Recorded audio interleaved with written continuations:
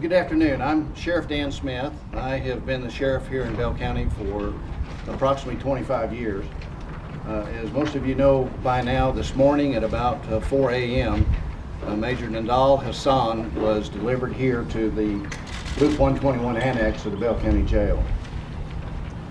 Shortly after his arrival, he began the intake process, which is routine for all inmates received here at this facility.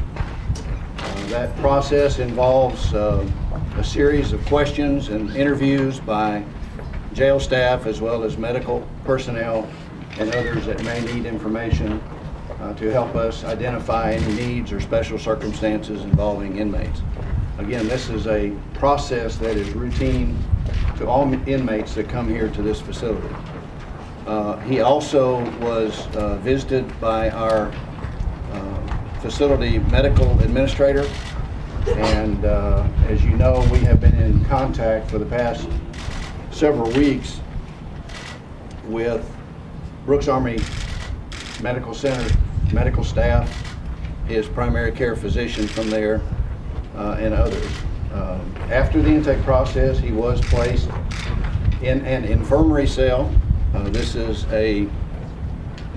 would probably be characterized as a larger than normal cell, simply because it's in the infirmary and it's designed to provide a little more room for medical equipment and such that may be necessary from time to time, not just for this inmate, but for any inmate that gets assigned to that infirmary cell.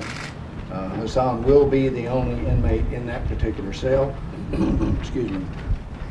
The infirmary itself is capable of housing 24 inmates at any given time. We have had ongoing discussions with his medical providers from Brooks. They have visited this facility. They have visited the infirmary cell that he is housed in, and they have told us that it is more than adequate to meet whatever his needs may be, and they were fine with it.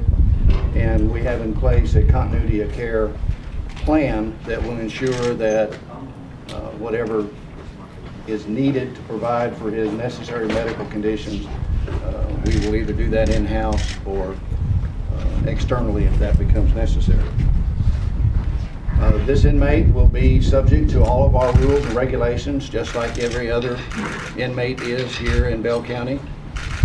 There are a few special conditions that the military asks for routinely with all of their military inmates that are here, not just specifically for this particular inmate, but for all military inmates. And so he will basically, outside of his medical condition, will be similar to any other military inmate that we have here in this facility.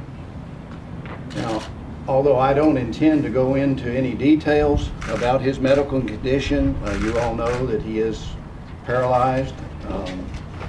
He is trained to deal with that paralysis, and he is essentially, his medical providers from Brooks have informed us that were it not for his status as an inmate, he would have normally been released from that facility to go home.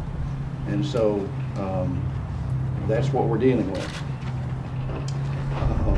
His transportation to and from this facility to the Fort Hood for the trials will all be conducted by the transportation team, Department of Emergency Services at Fort Hood, and or members of his unit. All we will be doing will be simply making sure that he's ready and handing him off to them at whatever times they designate.